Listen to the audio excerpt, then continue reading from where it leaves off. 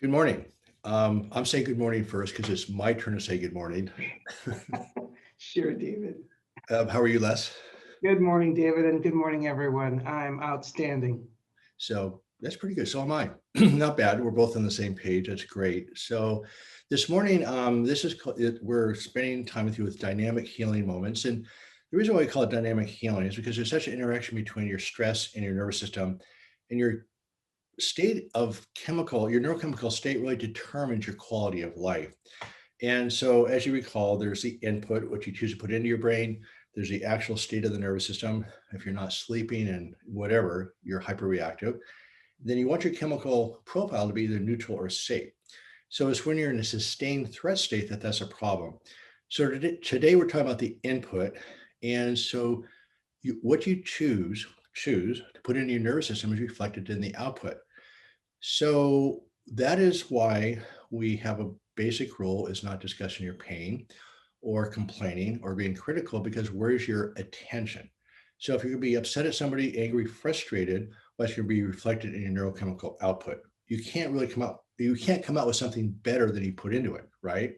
Yeah. So there's two aspects of the input. One of them is what are you choosing to hold on to? In other words, anger. And if you want to hold on to your anger and again, the more legitimate your anger, the harder it is to let it go. The other factor is what are you choosing to upload into it?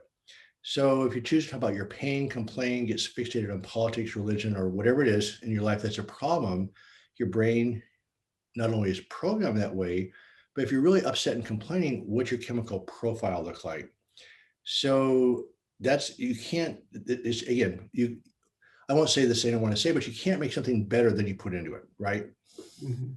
Yeah, I think we want to also, David, those some great points you made. We want to make sure we tell the audience, we're not telling you not to feel anger or anxiety or any sort of emotion.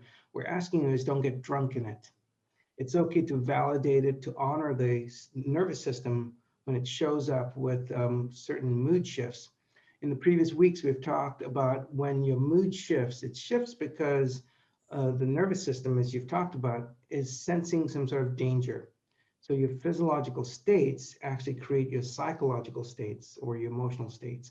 And so what you're telling the audience is, look, it's okay to feel the anger and emotions, but don't get drunk. Those are my words, in essence. Well, that's a very good point. I mean, it's actually necessary to feel the anger and frustration because if you're suppressing emotions, we know that even fires up the nervous system and chemical state even more. Right. So I just want to focus say about we'll be talking about anger a lot. That's what you're holding on to. But the question is, what are you choosing to download into your brain?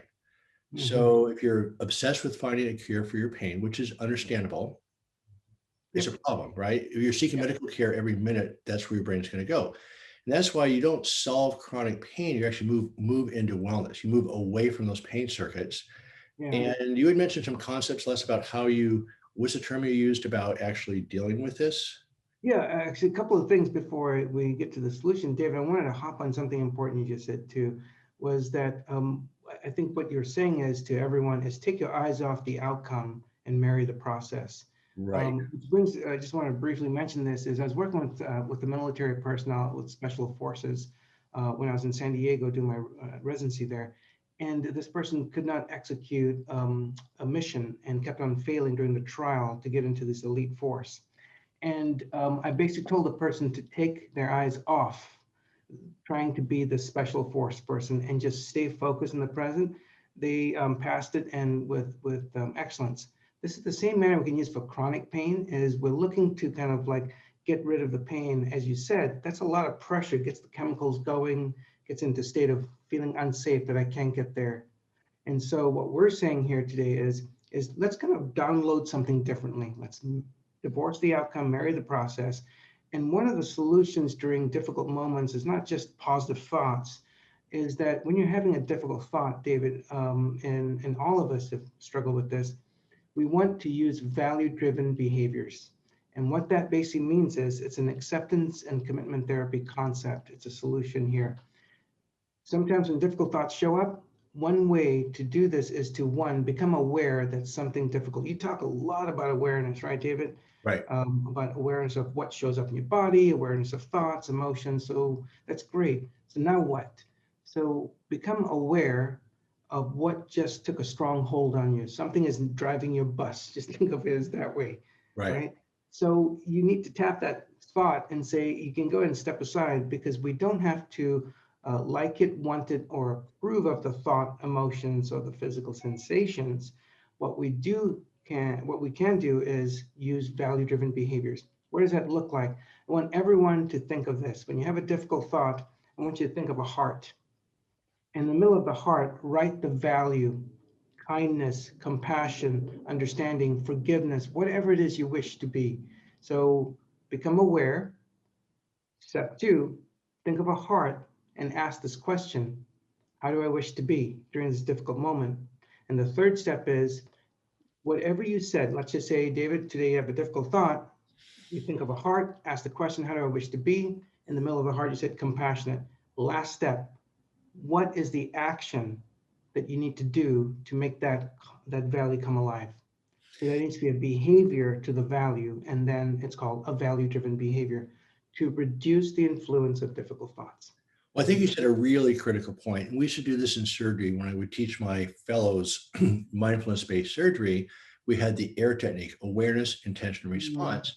So pause, and this is really a difficult concept in a way, because this is much different than positive thinking, right? Yeah. So we would say, look, divorce yourself from the outcome. And of course, you want your patient to do well. So that's a hard thing for surgeons to do. But as you let that go and actually focus on that one next move, become aware that you're a little frustrated or anxious. And as you know, when you're frustrated or anxious, you're not aware. You cannot be aware and anxious at the same time. You just can't do it. You can become aware you're anxious, but you can't become aware of other things because you're in a survival mode. So I'm aware I'm anxious or frustrated. My intention is to perform this next move in a beautiful way. And then the response, awareness, intention, response, was to respond with feel and vision and beauty. So it's the behaviors that change your brain, and the thoughts alone, you got to separate from the thoughts, but then how do you behave? I think that's really, actually, I was not aware of that part of ACT. See, you were doing, you surgeons were already doing ACT without even knowing ACT. And that's, for those of you who are listening, ACT stands for Acceptance and Commitment Therapy. So David, you were already a guru before you knew you were a guru. Well, I'm not going to go there this morning. You want to go into a guru competition here? No. I see, as I often say, once you call yourself a guru, you're really not a guru. Right, exactly. So, but I will say, honestly, our complication rate just dropped through the floor. And my fellows are going to practice and have just a fraction of the complications I had the first 5 years in practice. So I had the average number of complications, and surgeons tend to say, well, complications happen. That's true. Yeah. But what we learned is that they always happen for a reason. And that's exactly, David. So let's leave the audience with this thought: is you can use the word value or intention, or what do you stand for during difficult moments when you're bombarded with stuff. You don't have to like the thought, approve of it, or want it. It is there. Now the question is, how do you wish to be towards this difficult moment? And this is what we're trying to, so it sounds like surgeons and ACT, we're really saying the same things. Right. In the sense that just different acronyms and all that stuff. But ultimately what we're saying is you have choice, and we have choice over our behaviors. No matter how powerful that thought is, we still have ownership of that. Well, and people say, I can't do this because I'm under too much stress. Well, guess what? Spine surgery is stressful. Every second is. And so actually, you can use the opportunity when you have a difficult moment. The more difficult it is, it's actually an opportunity to practice the tools, right? Anyway, so Les, do you have any lessons this morning? No, actually, Really? I don't, because I wanted to make sure we save some room for Davidisms. So, well, I started to do my expressive writing this morning. I didn't see a Davidism emerge. I'm going to work on this. So you're well ahead of me of these isms here. So anyway, I have one: from reactive to creative. If you're reacting and frustrated, you take the C out of the middle of the word reactive, and you have the word creative. So when you're reacting, you have no choices. When you create a little bit of a space, then you have a choice of being creative and moving forward.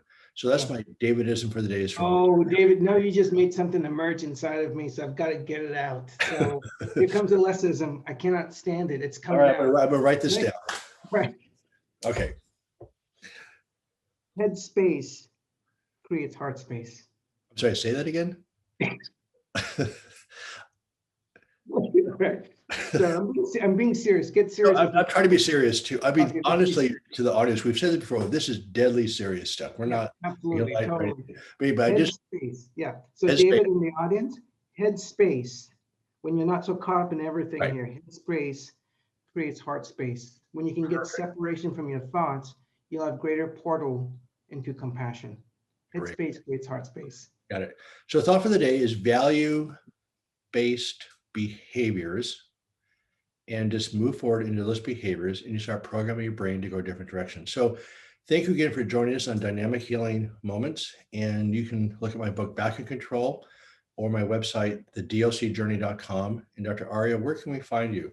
You can find me on YouTube channel. Look up the channel called Mindfulness. That's with the Y, and also remedypain.co. Got it. So thank you very much and enjoy your day. And we will see you tomorrow morning on Dynamic Healing Moments. We'll see you.